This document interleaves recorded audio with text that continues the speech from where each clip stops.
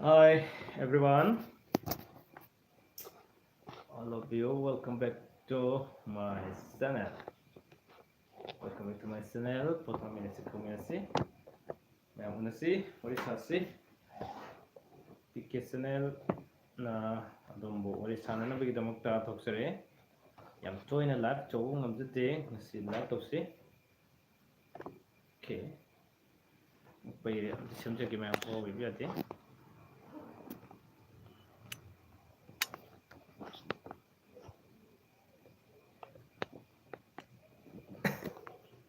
Okay,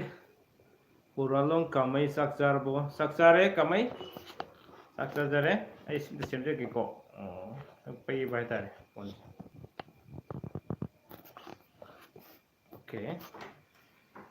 Okay. Good evening, everyone. Kami or male hana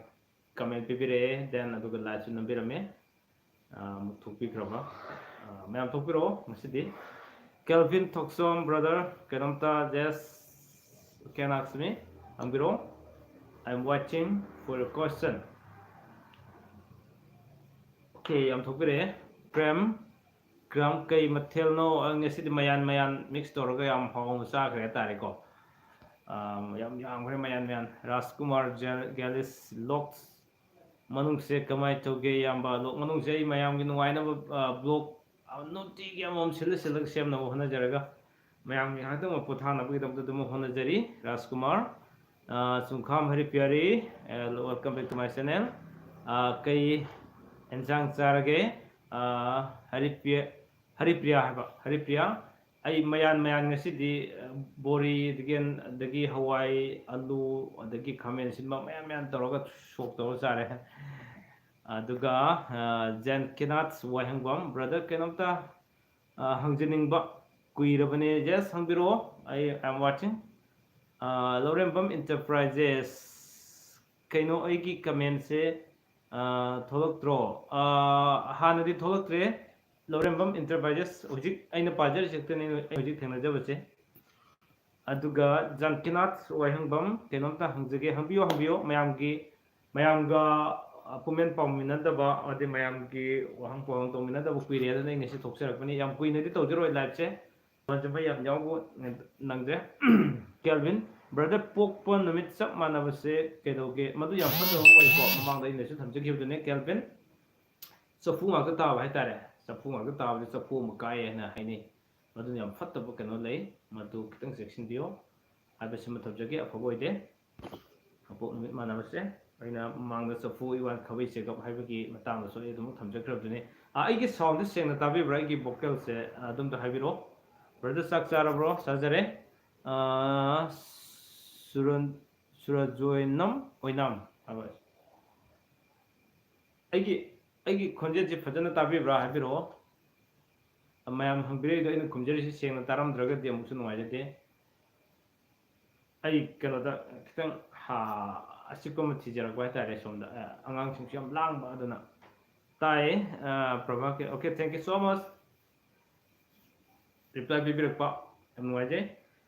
aduna mamang da ina kuigi safu iwan khabi checkup haina thamjakiba live so mak ai thamjakre dan aduga kuigi blog on jumba lon jing da so ai thamjar kanda safu iwan khabi checkup ki matang so dum fajana ai haijakre Raskumar Gelis tai fajana okay thank you so much aduna safu iwan khabi checkup masi koi chahi chupo koi hek lady powder fajana leigadabane aduna koina hadi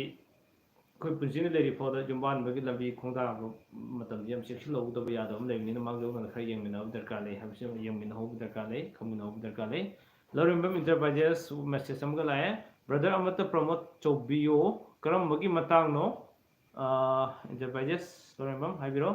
denim maibam brother kai mathen chage ai mayan chajare ngasidi tongan da koi mix torga chok torga chasin ngare tare ko koi hawai maru lei adune khamen sinbane then aduga khamen sinba ke toroga alu ke toroga mix toroga Lorembam Enterprises okay Lorembam okay ai isa jo subscribe tꯧꯔꯝꯒꯗꯧꯕ ꯃꯥꯜꯂꯦ ꯇꯧꯔꯝꯗ꯭ꯔꯒꯁꯨ ꯇꯧꯖꯔꯛꯀꯦ ꯑꯗꯨꯒ ꯑꯩ ꯐꯖꯅ ꯆꯦꯅꯦꯜꯗꯣ promote ꯇꯧꯅꯕ ꯑꯝꯇ ꯋꯥꯔꯤ ꯁꯥꯟꯅꯁꯦ ꯑꯩꯒ ꯂꯥꯏꯟ ꯑꯃꯇꯪꯗ ꯄꯥꯎ ꯐꯥꯎꯅꯁꯦ ꯂꯣꯔꯦꯝꯕꯝ ꯀꯣ ꯂꯣꯔꯦꯝꯕꯝ ꯏꯟꯇꯔꯄ꯭ꯔꯥꯏꯖꯦꯁ ꯑꯗꯨꯒ ꯑꯩ subscribe ꯇꯧꯔꯝꯒꯗꯧꯕ ꯃꯥꯜꯂꯦ ꯑꯗꯨ ꯐꯖꯅ ꯋꯥꯔꯤ ꯑꯃ ꯁꯥꯟꯅꯁꯦ ꯑꯗꯨꯒ ꯀꯃꯥꯏꯅ ꯇꯧꯁꯤꯒꯦ ꯍꯥꯏꯕꯗꯣ ꯑꯝꯇꯪ ꯇꯥꯟꯅꯁꯦ ꯑꯇꯣꯞꯄ ꯆꯦꯅꯦꯜ ꯈꯔꯁꯨ ꯑꯗꯨꯝ ꯑꯩ ꯃꯌꯥꯝꯒ ꯁꯨꯝ ꯑꯉꯝꯕ ꯊꯥꯛꯇ ꯑꯩ ꯃꯇꯦꯡ ꯈꯔ ꯄꯥꯡꯖꯔꯤꯅꯤꯀꯣ ꯑꯗꯨꯅ ꯑꯣꯀꯦ ꯂꯣꯏꯔꯝꯕꯗꯨꯅꯦ ꯑꯩꯒꯤ ꯅꯝꯕꯔ ꯂꯩꯕꯤꯔꯝꯕꯁꯨ ꯌꯥꯏ ꯑꯩ WhatsApp ꯒ꯭ꯔꯨꯞ ꯑꯃꯁꯨ ꯍꯥꯡꯕꯅꯦ WhatsApp ꯒ꯭ꯔꯨꯞꯁꯤꯗ ꯑꯩꯒꯤ subscriber ꯃꯈꯩꯒꯤ ꯑꯣꯏꯕ WhatsApp ꯒ꯭ꯔꯨꯞ ꯑꯃ ꯍꯥꯡꯖꯩ ꯁꯤꯗꯁꯨ ꯑꯗꯨꯃꯛ ꯌꯥꯎꯕꯤꯔꯀꯥꯟꯗ ꯑꯗꯨꯒ ꯑꯩꯈꯣꯏꯒꯤ ꯀꯩꯅꯣꯁꯤ ꯈꯔ ꯍꯦꯟꯅ ꯄ꯭ꯔꯣꯃꯣꯠ ꯇꯧꯃꯤꯟꯅꯕꯒꯤ ꯂꯝꯕꯤꯁꯨ ꯂꯩꯒꯅꯤ ꯑꯇꯣꯞ ꯑꯇꯣꯞꯄ ꯀꯔꯤ ꯀꯔꯤ ꯁꯥꯟꯅꯁꯤꯒꯦ ꯍꯥꯏꯕꯗꯣ ꯑꯗꯨꯃꯛ ꯁꯥꯟꯅꯁꯤꯀꯣ ꯑꯗꯨꯅ ꯕꯣꯔꯤꯡ ꯗꯦꯖ ꯀꯀꯥꯒꯤ ꯅꯦꯝ ꯍꯥꯏꯕꯤꯌꯨ ꯑꯣꯀꯦ ꯑꯩꯒꯤ ꯀꯥꯃꯦꯁꯣꯔ ꯌꯨꯝꯗꯗꯤ ꯚꯛꯇ ꯍꯥꯏꯅꯁꯨ ꯈꯪꯅꯩ ꯅꯤꯡꯊꯧꯖꯝ ꯀꯥꯃꯦꯁꯣꯔ ꯑꯗꯨꯅ ꯑꯩꯅ ꯑꯩꯒꯤ ꯃꯤꯡꯗ ꯑꯗꯨꯃꯛ ꯄꯟꯖꯕꯅꯦ ꯑꯩ ꯕ꯭ꯂꯣꯛ ꯈꯨꯗꯤꯡꯃꯛꯇ ꯀꯥꯃꯦꯁꯣꯔ ꯃꯉꯥꯡ ꯍꯥꯏꯅ ꯑꯗꯨꯃꯛ ꯄꯟꯖꯕꯅꯤꯀꯣ ꯂꯧꯔꯝꯕꯝ ꯏꯟꯇꯔꯄ꯭ꯔꯥꯏꯖꯦꯁ ꯊꯦꯡꯛꯁ ꯍꯣꯏ ꯕ꯭ꯔꯗꯔ ꯑꯩ ꯕ꯭ꯔꯗꯔꯒꯤ ꯇꯁꯦꯡꯅ ꯅꯤꯖꯔꯤ ꯑꯣꯀꯦ ꯁꯣꯏꯗꯅ ꯇꯧꯃꯤꯟꯅꯁꯦ ꯀꯣ ꯑꯗꯨ ꯍꯧꯖꯤꯛ ꯑꯩꯅ ꯍꯥꯏꯖꯕꯗꯣ ꯄꯥꯎꯗꯗꯤ ꯐꯥꯎꯅꯁꯦ ꯅꯝꯕꯔꯗ ꯑꯩꯒꯤ ꯅꯝꯕꯔꯗ ꯂꯥꯏꯟ ꯂꯧꯕꯤꯔꯣ ꯑꯣꯔ ꯅꯠꯇ꯭ꯔꯒ ꯅꯪꯒꯤ ꯅꯝꯕꯔꯗꯣ ꯑꯩꯉꯣꯟꯗ ꯍꯥꯟꯅ ꯇꯧꯕꯤꯔꯣ ꯁꯨꯝ ꯀꯣ ꯅꯝꯕꯔꯗꯣ ꯍꯥꯏꯕꯤꯔꯣ ꯂꯣꯡꯖꯝ ꯀꯀꯥ ꯍꯥꯎꯕ꯭ꯔꯣ ꯏꯟꯁꯥꯡꯗꯨꯕꯨ ꯑꯩ ꯌꯥꯝ ꯍꯥꯎꯋꯦ ꯉꯁꯤꯗꯤ ꯏꯁꯥꯅ ꯊꯣꯡꯖꯕꯅꯦ ꯌꯥꯝ ꯍꯥꯎꯋꯦ ꯑꯗꯨꯒ ꯂꯧꯔꯦꯝꯕꯝ ꯅꯝꯕꯔꯗꯣ ꯍꯥꯏꯕꯤꯔꯣ ꯑꯣꯀꯦ ꯑꯩ ꯅꯝꯕꯔ ꯍꯥꯏꯖꯔꯛꯀꯦꯀꯣ ꯅꯣꯡꯁꯨ ꯆꯨꯔꯛꯑꯦ ꯃꯈꯣꯟꯁꯦ ꯇꯥꯔꯛꯇꯕꯁꯨ ꯑꯩ ꯉꯥꯛ ꯂꯩꯔꯒꯗꯤ ꯑꯩ ꯍꯧꯖꯤꯛ ꯂꯧꯔꯦꯝꯕꯝ ꯑꯩ ꯅꯝꯕꯔ ꯏꯁꯤꯟꯕꯤꯌꯣ ꯑꯩ ꯍꯥꯏꯖꯔꯛꯀꯦ 700-59-833-96 ꯅꯝꯕꯔ ꯑꯃꯨꯛꯀ ꯍꯥꯏꯔꯛꯀꯦ 700-59-833-96 ꯁꯤ ꯑꯩꯒꯤ ꯅꯝꯕꯔꯅꯦ ꯑꯗꯨꯒ ꯂꯥꯏꯁ꯭ꯔꯝ ꯁꯨꯕꯥꯁꯅꯤ ꯌꯥꯝ ꯐꯖꯩ ꯕꯂꯥꯁꯦ okay welcome back to my channel ꯌꯥꯝ ꯐꯖꯩ ꯕꯂꯥꯁꯦ ꯌꯥꯝ ꯀꯨꯏꯔꯦ ꯎꯅꯈꯤꯕ ꯑꯗꯨꯒ ꯗꯥ ꯅꯨꯡꯉꯥꯏꯔꯤꯕꯣ ꯀꯩ ꯃꯊꯦꯜ ꯆꯥꯔꯒꯦ ꯌꯥꯝ ꯅꯨꯡꯉꯥꯏꯔꯤ ꯁꯨꯕꯥꯁꯅꯤ ꯑꯗꯨꯒ ꯏꯟꯁꯥꯡꯅ ꯑꯩꯈꯣꯏꯒꯤ ꯃꯌꯥꯟ ꯇꯧꯔꯒ ꯁꯣꯛ ꯇꯧꯔꯒ ꯆꯥꯖꯔꯦ ꯍꯥꯏꯇꯥꯔꯦ ꯌꯥꯝ ꯍꯥꯎꯈ꯭ꯔꯦ ꯕꯣꯔꯅꯤꯡ ꯗꯦ ꯀꯔꯤ ꯂꯝꯗꯒꯤꯅꯤ ꯑꯩ ꯍꯩꯔꯣꯛꯇꯒꯤꯅꯤ ꯂꯧꯔꯦꯝꯕꯝ ꯏꯟꯇꯔꯄ꯭ꯔꯥꯏꯖꯦꯁ ꯍꯣꯏ ꯑꯣꯀꯦ ꯅꯝꯕꯔ ꯇꯥꯕꯤꯔꯝꯃꯅꯤ ꯍꯥꯏꯅ ꯈꯟꯖꯩ ꯑꯗꯨꯒ ꯑꯩ ꯂꯥꯏꯚ ꯂꯣꯏꯔꯒ ꯑꯣꯏꯔꯁꯨ ꯍꯌꯦꯡ ꯑꯣꯏꯔꯁꯨ ꯏꯆꯤꯟ ꯏꯅꯥꯎ ꯋꯥꯔꯤ ꯑꯃ ꯁꯥꯟꯅꯁꯦ ꯑꯗꯨꯒ ꯀꯔꯤ ꯇꯧꯕ ꯌꯥꯕꯒꯦ ꯍꯥꯏꯕꯗꯨ ꯑꯩꯈꯣই ꯈꯨꯗꯤꯡꯃꯛ ꯂꯣꯏꯅ ꯍꯤꯡꯃꯤꯟꯅꯅꯕꯒꯤ ꯂꯝꯕꯤꯗꯣ ꯅꯨꯡꯉꯥꯏꯃꯤꯟꯅꯁꯦ ꯍꯤꯡꯃꯤꯟꯅꯁꯦ ꯑꯗꯨꯒ ꯑꯩꯈꯣꯏ ꯍꯤꯡꯂꯤꯉꯩ ꯃꯇꯝꯁꯤꯗ ꯃꯌꯥꯝꯒꯤꯗꯃꯛꯇ ꯀꯔꯤꯒꯨꯝꯕ ꯈꯔꯗꯪꯗꯤ ꯇꯧꯔꯝꯁꯦ ꯍꯥꯏꯕꯁꯤꯅ ꯑꯩꯒꯤ ꯋꯥꯈꯜꯂꯣꯟꯗꯤꯀꯣ MSS videos okay welcome back to my channel aduna तसेंना अꯩꯅ पामजबसु अꯩꯅ YouTube हंगजरिसिसु अई इसागी काननबगिदमक तौजबन नचदे अई ममांगसु अꯩꯅ थमजरिदने कꯩदौनी हाबा मतमदा अꯩꯅ करिगुम खरा खंगजबसे अई मिंगोंदा ताकथोकबा मिंगोंदा खंगलबा मतमदा मीना मदुमसु खंगबेरकांदा अई वखंदा अईगे थबोइदा पेंजहौबो खरा लेजबा हायतारे हारिबसिंदु मपुंग फानबगिदमकता हायदुना अई YouTube से हंगजबने अदुबो अई युमाल लमजिंगसु अदुमक अई मखा सथजरखिगिनी अदु हनकि मतांगसिदा अइना मतम खरा लेपजरिबसि मरमजे अतै खरिमतगि नते मयामसु खंबिरमबुदि याय करिनो हाबा तारगदि हजिकसे अखोय लॉकडाउन की मयामसि मतम लेहनबदे यामना वानबा मतम ओरगा ओइबनिना युमाल लमजिंगदे खरा थेदोकजरखा अइना होय काना बुदि मरक मरक अदुमक थेपसिनजरगा अयाम मतमददि याम एंटरटेनमेंट ओइबा प्रोग्राम सिना हेना अई अदुमक खुदुम चंसिनजरकान अई थमजबने अदुना याम नुवाइबा मेसेज अम लाई देने माइबम ब्रदर से पखंग लो नो दिस आई मेरिट ओरिको आई लुहोंगजरे चा अनि लेरे आई पखंग सदे अदुना अईसु कागी सब्सक्राइबर ने thank you so much morning days याम नुवाइजै मॉर्निंग डेज अदुना अइना हाइजनिंगसे सिने अखोय खुदिमक अइना करिगिनो अइगे सब्सक्राइबर सिंगदा अइना अमुक सब्सक्राइबर मयाम सिगी WhatsApp ग्रुप अमुक हंगजदन तौरिबसि करिगिनो मतमदा अइना YouTube तदि थागतपा यादबा समटाइम्स खरा लै अदुगा WhatsApp तदि थागतलग मयाम खंगमिनबा याबा हाइतारेको सिकुम मैम से खंगमिनसे हाइबगिदमक्ता PK subscriber group हाइनसु आई WhatsApp group से हांगथोक्चर लेजरबने अदुना सिदसु मैम वरी बता देल अदगी कोई ई पावगी मरमनसु सिम नैनाबु खोबा सुम तौरी को अदुना हुजु फावगी ओनदि PK channel से हांगथोक्चर पसे सही फाद्री सही फादरे खरब दिवाली अगस्त की डेट 5 ता 2019 की अगस्त की डेट 5 सिदगी PK channel से हौदोक्चरपनी अदुगा जानकीनाथ वायंगम अगी मथक की वहंग दो अमता हाइबिरमो ब्रदर जानकीनाथ की कमेंट से हौजिक लाइसिन अहान बोइने थिनजरे आई कमेंट अमता कान की द्रिब्राइन खंजे कमेंट से था खरगा इंगोन योरक तो बखरा यावी मसी करिगिनो आई अदुमदि बाप ताद्रे एवरी आई लाइफ खुदि मुक से खरा देदुम थोए है तारे को अदुना मसी मयाम खर खंबियो अदुगा आई पारक्रे हाइबगी मयाम वरोबिनो मरमदि अइना हेक येंगनि फाउददि आइदि मेसेज मयाम की मेसेज तु नेना गाइजरसे मयाम की कमेंट तु नेना गाइजरसे अदुना आई मयाम थाबी खरगा करिगिनो वेदर कोई नेटवर्क ओबीआई और कइनो ओबीआई अमा ओरमग्रा इंगोन योखिलक्तब खरा देदुम यावा अदुना समटाइम्स करिगुम कांदा आइगी मेसेज पाबिरक्त्रे आइगी कमेंट पाबिरक्त्रे कानबिग्रे हैना हे हे आइगी लाइफ ता सी यम तोयना तोय तारे मदो प्लीज मदो वरोबिनो अइना थेंगनजदबगिने अइना थेंगनरगे सोयना पाजरकनी हाबसिम मयाम खितंग तयार तोबियो अदुगा अमुकसु हना थाबिरो जानकीनाथ वरोबिनो को आई जानकीनाथ कक्ता पर्सनल हाइजबन नसदे ममांग द सो मयाम थोखिबदुना होरेन ngakla थोबकनी अदु मयाम दुगी सुम बाप तमिनौसे हाइबगी दमदै हाना मंगजोंना हजि जानकीनाथनसु तान चानना हाइबिरकदु सुम हाइजबने वरोबिनो जानकीनाथ नजदेको आई मयाम द ममांग थोखिबा दिन ngasi अतैदसु खर यावग्रे अदुनने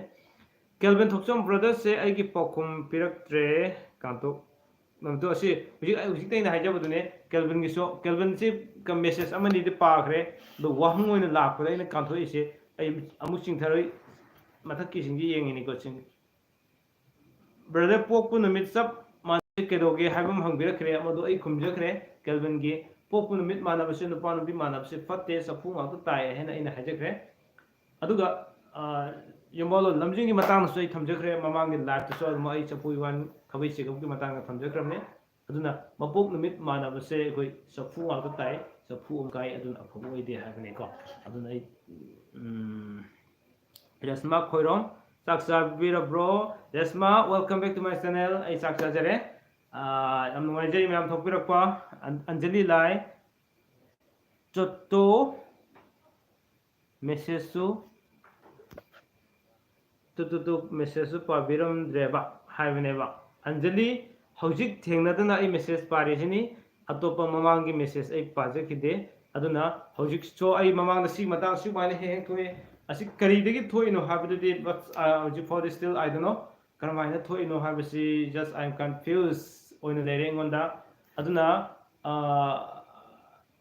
हौजिक आइना थेंगनरबनी मथंग की मेसेज अमदा अमुका थाबिरो अदु थेंगनब्रेंसे मयाम ने हे यावेसे आइगी लाइफ खुदिमक्ता आइगी थमोइद याम नुंगाइजदबा हाइतारे को कमेंट अमा थाबिरखरे मेसेज अमा थाबिरखरे वाहंग अमा हंबिरखरे आइना कानबिरम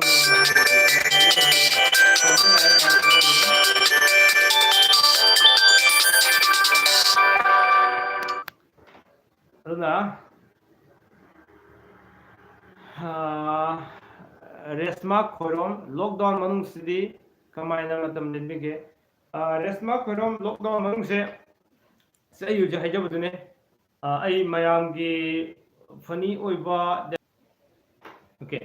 अदुना युम्बालो लमजिंग की सीरीज से मतम खरेब सेरी लॉकडाउन मनुंग से मयाम की एंटरटेनमेंट ओइबा अदुगा तो काना गनी न खंजबा देन अदुगी मेमोरी ओगदोबा सिगुम्बा मयाम से नोटिगी ब्लॉग अमम सेमनबगी दंतै कन याम कन होनजरगा मसिद मतम हम लेंजब ओरे अदुगा मयाम नु ngahakang मिनिट 5-10 tang ओसु अवा पोथान नबगी दमक्ता हन आई याम कन होनजब नुति निमे खरिंग सुम नै लेंजरी यूट्यूब तो पूरा काय थोकजरगे मतम लेंजरे मरमदी होजिक आई स्कूल ससद्रे ट्यूशन तौजद्रे आई गिद लरंबा आई गिद जाली की 24 hours की रूटीन नम सेंजर म थबक थरम खुदिमक्ता लोय आई कैंसिल तौफ्रमनिना अदुना यूट्यूब सिदै अयाम्बा होल अयाम्बा मतम काय थोकजर लेजरे हाबसे मै थमजगे Reshma खोरम अदुना अइना थागसगे blog Singh so येंबिरमगने खंजे नुति नबि खुदिंगे अममदे zoom थागसनबा I अदुम होनजबने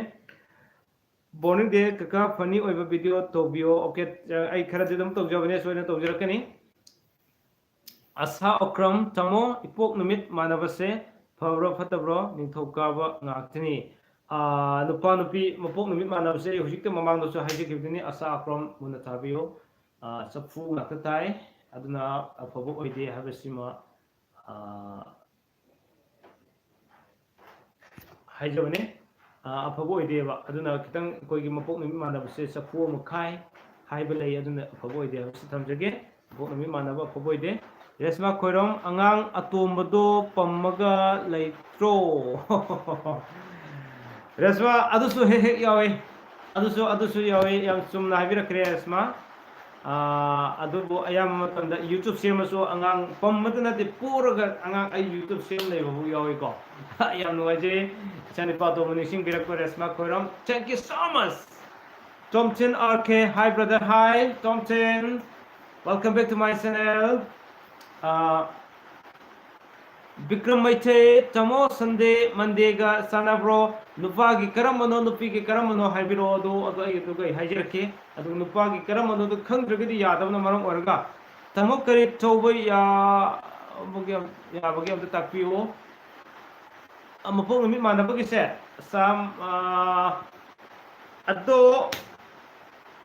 Okay, Lisa Queens, good evening, sir. Good evening. Welcome back to my channel, Lisa Queen. I Asagi of Kanose, Asagi something Hajake. Amadu, Asa Agi, WhatsApp ta Tongana, Warikras Hasiko. Warikras Hase, Adu detain kra, I get a detain kra loge, which is Jumba Labu, but target detain kra loge, Kaidoki, Yabaka, had the Yingsi, Yavale, Yadavale, Aduna Yingsiko. I don't know which you have the Mayam took Mrs. Tapanin, Nuero, Aduna Tongana. Tanjam the worry present Saraka Kailege had to Yiminase, Asa, and in Amura did song Matin Pangage. Ko Bikramate, the Pagi Monday, the Piggy Sunday, Hypercon, the Pagi Monday, the Piggy Sunday, Sunday. Then above Oide, Habitai, Habi Masi, Kagumaka, Matamam, the Alushin and the Minaram Gania to go. Kale Matam Damu, Pagi Lucinavado, one aqua. The Chaunaraku Bakrazum de Gale have some Tamage.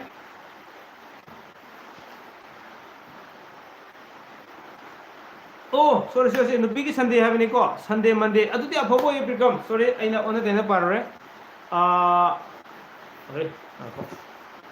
Monday, Sunday. Jadi Kabita become. Sorry, ignore. Nupadi Thiba Godova, Nupadi Sunday, Monday, and Thira Magadi Am for boy by Tarico, Adune. Morning day, say am the Sakpio, no dar is it no Mukunta Bra, Aduna, no marks, they say Shakpasita, Gadradam, Habiro. I do Mayamki, Tanjam, they say Shakit and Yada Logage, Amuka Ningsing Biro, which is the Mayamki message, Trasi Adamo Pazaki. So then is a success. Mayam Nuxi subscribers and viewers in Yapam by Sweden of the Pakuk Sagani. I say the Hita Brother Karimathan Sarage, Thompson RK. I Mayan Thomas Saring a city Gogi mixed orga Matenzi Yam Hong Fung Hetarico. Among one Punsinaraga. Dongre. Winam Nongdren, Samo Nupagi Monday, Nupigi Tuesday, Sana Bro. Adu the Yam the Fay. Oinam Nongren, Nupagi Monday, Nupigi Tuesday, and Fobo Oi. Okay. Kayogre. Sobom Singh, Yamba Nupana, Nitokaba, Nupina, Tangja, Tawse Kari, Fatavalege, Nitokaba, Hokum Second, right, Tangja. A Poboy, Chapu, one tie, a Poboy, Sobom Singh, Zakir Hussain, Kaka Igi reply, answer, Pibirak Pew. Jackie Vision, Hujik Tenaja message na Ahan Oire, Amtaka Tabiraga Yam Noizeni, Bidiaso Oinam, Wang Ngang Budi Tari City, say Sakpasu Tani, so in the Saksage Bidiasor, Mayamki, Apam by Sunganjagani, either Mrs. Pan, same thing in Javane, and the Mayam Shem can be Roy Sakpa Hibra, Yangage, Matat Sacherake. Asa Okram WhatsApp number so Kanga de Amukta Tapio, I WhatsApp number Hijack. Besides Hijagram ne Asa Isin Biro 700 59 873 96 number Muka Hage 700 598396. Yarmani Khalil Saukram. Hemraz and Rembam, welcome back to my channel. Hi Kaka, hi. Hemraz. Okay, okay. Morning day Tani. Okay, so I don't know. Okay, success. Okay, no more phone. Dita bra. Usi to bhuji put kara hangre. Kari se sakkani hai bada.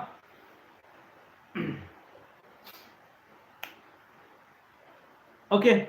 Bayang message ngai boy na ai sei ma sakge hojik koi gi nuksijar subscribers in da koi khanbira bani na sei sakpi do biya de haibira mine sakjarage sei de yam phade mate mate kani ko message kar sula ya okay hemras kai sei saktoi no kari topic no ngasi di mayam gi hangok ma kai tu sum to bune ta ye hai rata dera bidasor nam se Hi brother. Thagi fall amukta haibiro o ai pok pathadi waksingi tranjoni pan bakpo e. Rajesh look like Ram si ai thengnara madubu male. Aduna adumadi angan bada ai haininge ko amamada haibida kitang apobo idre. Oro biro angan bada ai WhatsApp ta dumak thengnasi ko. Prabhakaran Huidrom, welcome back to my channel. Nupana Friday, Nupina Sunday. Sana bro, Friday, Saturday, Sunday. Kabai tai kitang sana wale ko. Isa Queen also, okay? Also Ariba, okay? Ariba se kanagi saksige bada Kunjabiari de horge. Kunjabiari. Ay heidi ko say ma'am. Ay say sakpadu ma'am satpi kino. Tari tapi ko ma'am sakpi or saktu ni say heidi taning drena amuk satpadi satpi kino. Wari sagiru yam nairi ko. Sekmai gi sekmai gi yu na hara sakpi ko. Upai di leiroi dro Prabhakaran upai leini phane yeng se angan ma phane yeng se do di personal no ko bidesor na okay hoi okay oi hello ai bo punsi gi lamlan ma chas hemras adu salo please kaka oi hello ai bo punsi gi lamlan ba oi hello ai bu punsige lamlan ba puduna sakro nangini nenange hairam amu ka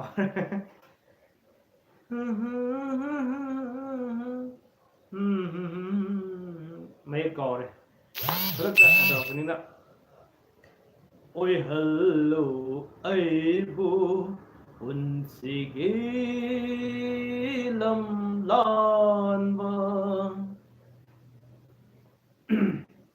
siêu siêu sẽ cái em là tôi rồi biết đấy nông phát này tầm cái đó có hồ nông tâm ba sắp rồi Ho nong damba Karino tamni se aingonda Ho nong damba Karino tamni se aingonda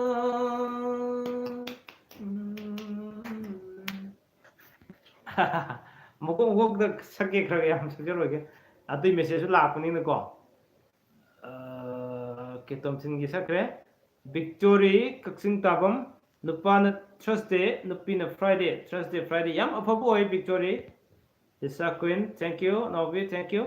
sobom thanks yamate okay welcome tamo nupagis rasina minna nupigina dhanu anisidi sanabro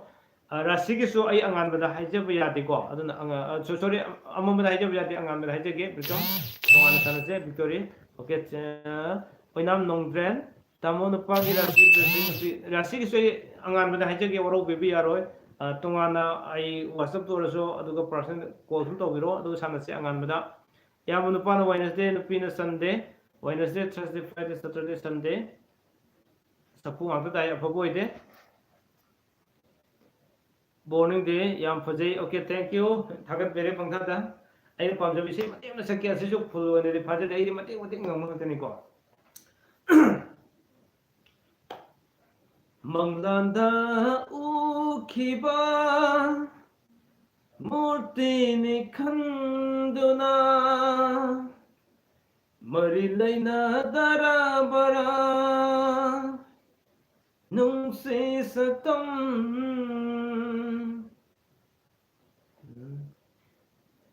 nungsiruba thamoise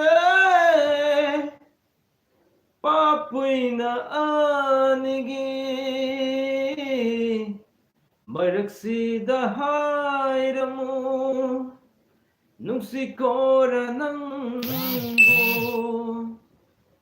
manglanda ukhiba murtini khanduna sige nungsiruba thamoise papuina anigi maraksida hairamu nungsikora nangbu maraksida hairamu nungsikora nangbu manglanda ukhiba murtini khanduna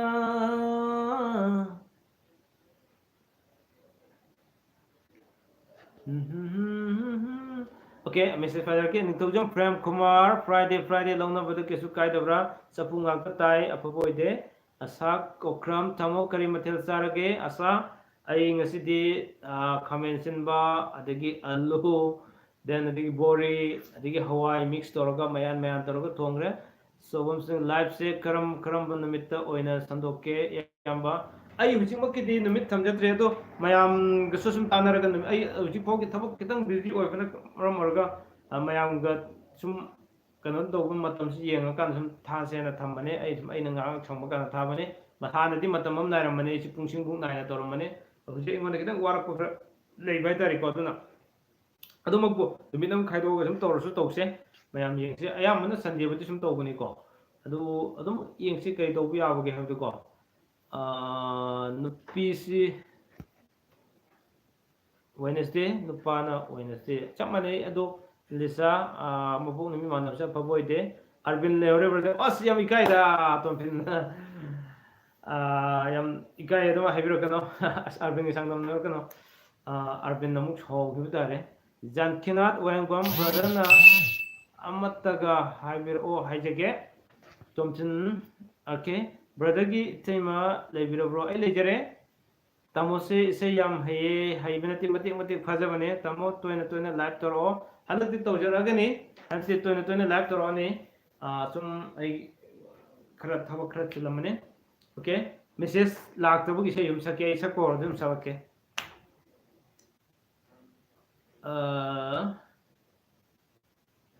kari se yum ko re ma'am बिल्कुल हाइबिरोनी साउब याद्रे sir WhatsApp number दो अमुक्तगा हाइबिरो ओ Prabhakaran हुइद्रोम साउजरो हाइजरके इबिरो 700598336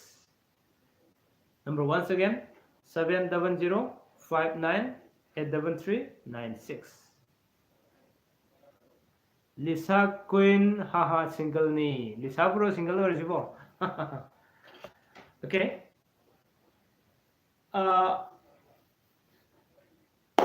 amuk kay hai sige kaise sige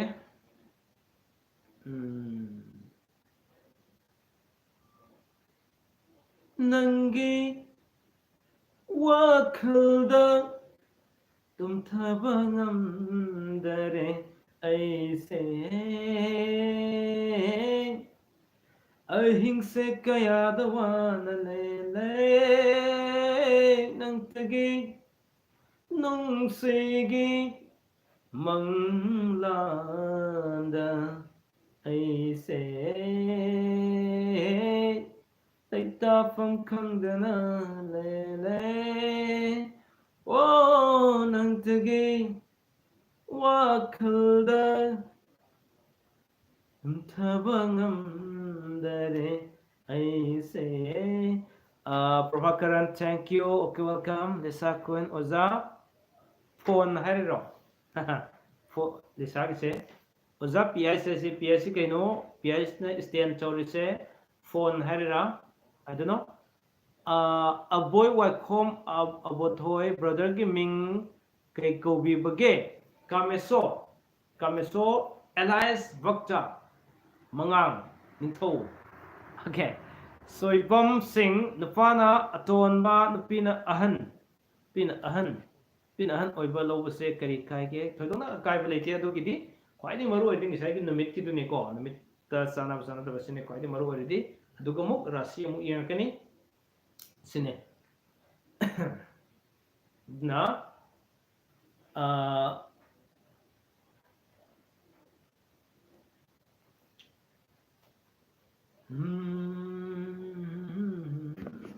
come on message Lisa Queen ki ngisai gi do jab PIS to kare have no ado umtaga haibiraga ti amnu ajagani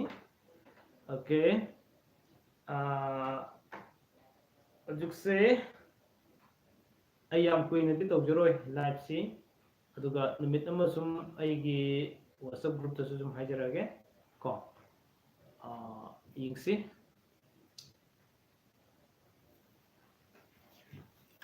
dunade kari sai ko ne ise Haubizam Oza Pahari ki salo okay di Oza salo Pana tomba okay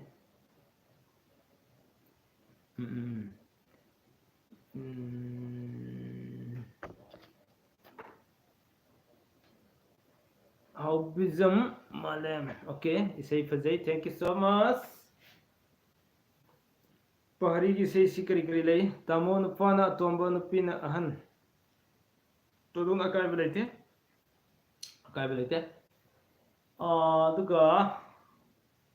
kari Pahari sei je Kruku kongni lankano Kruku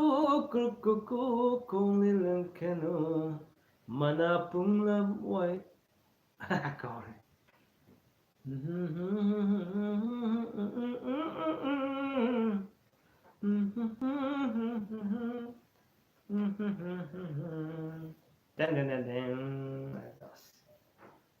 sum kudak aina jigi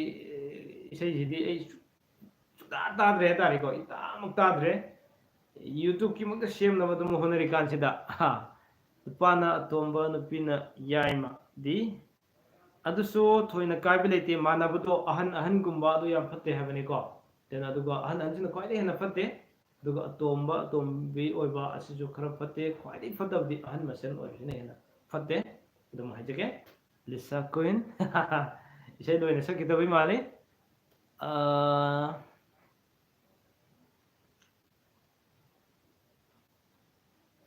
kari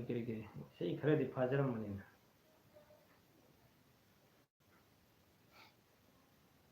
sei khara di faram bani kaukre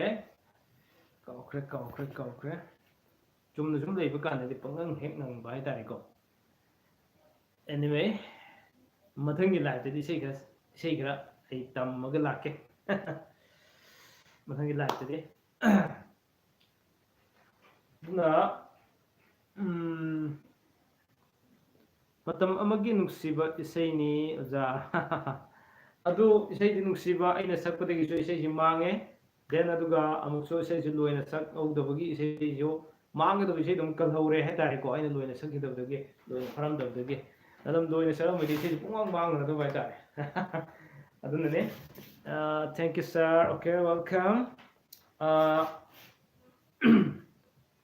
okay dum hagi dormane okay one thing please listen carefully PK channel na ꯍꯧꯖꯤꯛ lockdown ꯃꯅꯨꯡꯁꯤꯗ ꯇꯣꯉꯥꯟ ꯇꯣꯉꯥꯟꯕ entertainment ꯑꯣꯏꯒꯗꯕ ꯑꯩꯈꯣꯏ block ꯀꯌꯥ ꯑꯃ ꯁꯦꯝꯖꯩꯀꯣ ꯑꯗꯨꯒ ꯀꯥꯟꯅꯒꯗꯕꯁꯤꯡ block ꯀꯌꯥ ꯑꯃ ꯁꯦꯝꯖꯩ ꯃꯈꯜ ꯃꯊꯦꯜ ꯀꯌꯥꯒꯤ ꯅꯨꯡꯇꯤꯒꯤ ꯑꯣꯏꯅ ꯕ꯭ꯂꯣꯛ ꯑꯃ ꯁꯦꯝꯅꯕꯒꯤꯗꯃꯛꯇ ꯌꯥꯝ ꯀꯟꯅ ꯍꯣꯠꯅꯖꯩ ꯕꯠ ꯈ꯭ꯋꯥꯏꯗꯒꯤ ꯑꯩꯅ ꯅꯨꯡꯉꯥꯏꯖꯗꯕ ꯍꯥꯏꯖꯕ ꯇꯥꯔꯦ ꯏꯁꯄꯦꯁꯤꯌꯦꯜꯂꯤ ꯑꯦꯖ ꯑꯩ ꯇꯤꯆꯔ ꯑꯃ ꯑꯣꯏꯅ ꯃꯌꯥꯝ ꯄꯨꯛꯅꯤꯡ ꯆꯪꯅ ꯇꯥꯕꯤꯌꯣ ꯑꯦꯖ ꯇꯤꯆꯔ ꯑꯃ ꯑꯣꯏꯅ ꯑꯩ ꯂꯣꯛꯗꯥꯎꯟ ꯃꯅꯨꯡꯁꯤꯗ ꯉꯁꯥꯏꯒꯤ ꯃꯇꯝ ꯂꯦꯟꯖꯕ ꯍꯥꯏꯖꯕꯗꯣ ꯃꯇꯝ ꯀꯔꯝꯍꯥꯏꯅ ꯂꯦꯜꯂꯦ ꯍꯥꯏꯅ ꯃꯌꯥꯝꯅ ꯌꯥꯝ ꯀꯟꯅ ꯍꯥꯏꯕꯤꯔꯛꯄꯗꯣ ꯑꯩꯅ ꯌꯨꯇ꯭ꯌꯨꯕ ꯕ꯭ꯂꯣꯛ ꯁꯦꯝꯕ ꯃꯇꯝꯗ ꯑꯩꯒꯤ ꯀꯣꯂꯦꯖ ꯑꯣꯖꯥꯁꯤꯡꯁꯨ ꯀꯧꯖꯔꯒ ꯑꯩꯁꯦ ꯇꯣꯉꯥꯟ ꯇꯣꯉꯥꯟꯕ ꯑꯩꯈꯣꯏꯒꯤ ꯀꯩ ꯍꯥꯏꯅꯤ ꯁꯕꯖꯦꯛꯀꯤ ꯑꯣꯖꯥꯁꯤꯡ ꯀꯧꯔꯒ ꯑꯩꯁꯦ online class PK online class ꯍꯥꯏꯗꯨꯅ ꯑꯩ ꯍꯧꯖꯔꯕꯅꯦ episode 3 ꯌꯧꯖꯈ꯭ꯔꯕꯅꯦ class specially focus on the class 10 class 10 ꯁꯤꯗ ꯐꯣꯀꯁ ꯇꯧꯖꯔꯀꯥꯟꯁꯤꯗ ꯑꯩꯁꯦ ꯃꯦꯠꯁꯀꯤ ꯁꯕꯖꯦꯛ ꯑꯃ ꯑꯩ ꯄꯥꯏꯕ ꯍꯧꯖꯔꯕꯅꯦ episode 3 ꯌꯧꯖꯈ꯭ꯔꯕꯅꯦ ꯑꯗꯨꯅ ꯍꯥꯏꯔꯤꯕ PK ꯑꯣꯟꯂꯥइन क्लास मैमना येंबियो क्लास 10 नत्ते हाइबा तारगसु अदोम की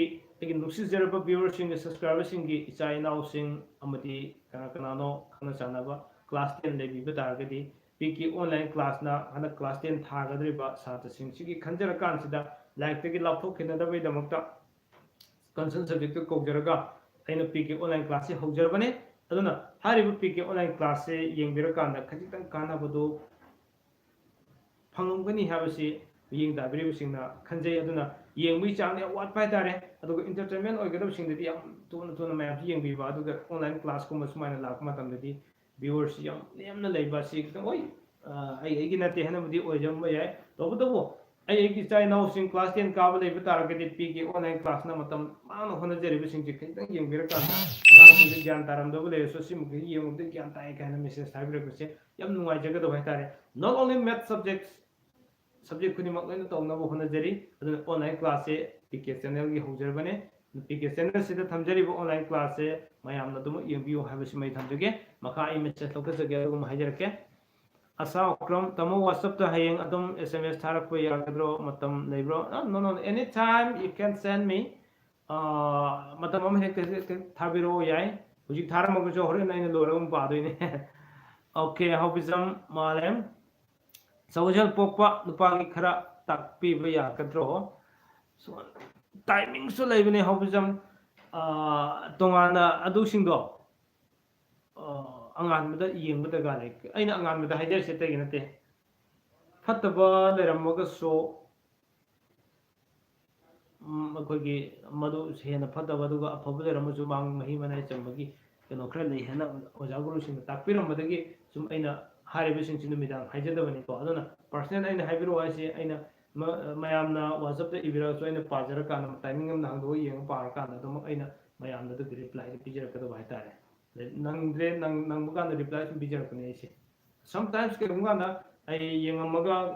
टाइमिंग जादन हे काथो काउखिबा लेरसो मयामना अमुहन रिसेंट तोब्रगन सिंगिरो सिने अइना हाइजनिंगदि अदुना मयामगी खोनरप कान थबक मयामसिना कयगुम समटाइम्स बिजी ओइबो को पे लाके मतम मयाम वरोबिनो अदुबो मयामगी ngamdi मखैनि रिप्लाई पिजर कांदा मयामगी निंगमदि Thungon बगदमक्तदि angamba matamda heart and soul ai hona jagani habse matam jage okay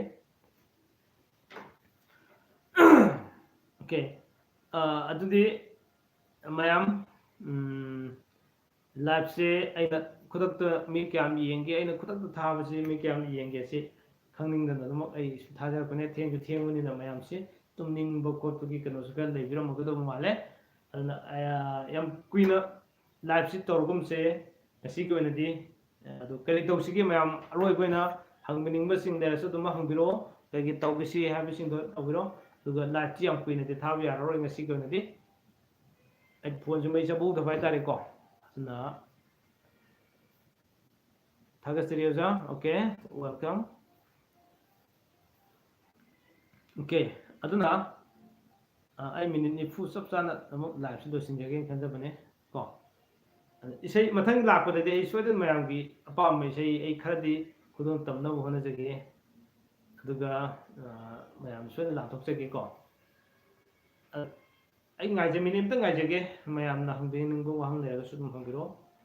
ꯑꯗꯨꯒ ꯑꯩꯒꯤ ꯆꯦꯅꯦꯜ ꯄꯣꯊꯥꯃꯤꯟꯅꯁꯤ ꯈꯪꯃꯤꯟꯅꯁꯤ ꯃꯌꯥꯝ ꯈꯔ ꯁꯞꯄꯣꯔꯠ ꯇꯧꯃꯤꯟꯅꯁꯦ ꯄ꯭ꯔꯣꯃꯣꯠ ꯇꯧꯃꯤꯟꯅꯁꯦ ꯑꯗꯨꯒ ꯁꯨꯝ ꯑꯩ ꯊꯥꯒꯠꯂꯛꯀꯗꯕ ꯃꯌꯥꯝꯗ ꯄꯤꯅꯤꯡꯕ ꯃꯦꯁꯦꯖ ꯄꯤꯅꯤꯡꯕ ꯃꯌꯥꯝꯗ ꯈꯟꯅꯕ ꯂꯧꯃꯤꯟꯅꯕ ꯌꯥꯕ ꯀꯌꯥꯁꯤꯡꯁꯦ ꯑꯩ ꯁꯣꯏꯗꯅꯒꯤ ꯃꯊꯪ ꯃꯊꯪ ꯇꯧꯔꯛꯈꯤꯒꯅꯤ ꯑꯗꯨꯃꯛ ꯃꯇꯝ ꯈꯨꯗꯤꯡꯃꯛꯇ ꯁ꯭ꯇꯦ ꯇ꯭ꯌꯨꯟ ꯑꯣꯏꯅ ꯂꯩꯕꯤꯌꯨ ꯑꯩꯒꯤ ꯆꯦꯅꯦꯜꯕꯨ ꯃꯇꯝ ꯈꯨꯗꯤꯡꯃꯛꯇ ꯁꯕꯁꯀ꯭ꯔꯥꯏꯕ ꯁꯞꯄꯣꯔꯠ ꯇꯧꯕꯤꯌꯨ ꯍꯥꯏꯕꯁꯤꯅꯤ ꯑꯩꯅ ꯍꯥꯏꯖꯅꯤꯡꯉꯤꯗꯤ ꯑꯗꯨꯅ ꯑꯩꯅꯁꯨ ꯃꯌꯥꯝꯒꯤ ꯀꯥꯟꯅꯅꯕꯒꯤꯗꯃꯛꯇ ꯁꯣꯏꯗꯅꯃꯛꯀꯤ ꯑꯗꯨꯃꯛ ꯂꯦꯞꯄ ꯅꯥꯏꯗꯅ ꯍꯣꯠꯅꯖꯔꯛꯀꯦ ꯑꯗꯨꯗꯤ ngasi ke nadi mayam everyone good night orese or we be day mathang ki live tadi sar sinaga kangai pak ka leina wari khangja bu yagadro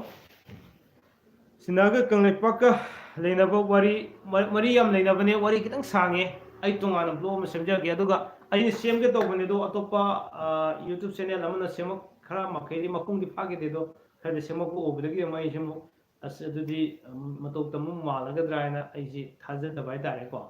ꯋꯥꯔꯤꯕꯨꯗꯤ ꯑꯩꯈꯣꯏ ꯀꯪꯂꯩꯄꯥꯛ ꯑꯁꯤ ꯌꯥꯝ ꯆꯥꯎꯅ ꯃꯔꯤ ꯂꯩꯅꯕ ꯈꯔ ꯌꯥꯝ ꯂꯩ ꯃꯃꯥꯡꯉꯩꯒꯤ ꯃꯇꯝꯗ ꯃꯁꯤ ꯆꯠꯅ ꯀꯥꯡꯂꯣꯟ ꯃꯥꯟꯅꯔꯝꯕꯒꯤ ꯌꯥꯝ ꯂꯩꯔꯝꯃꯦ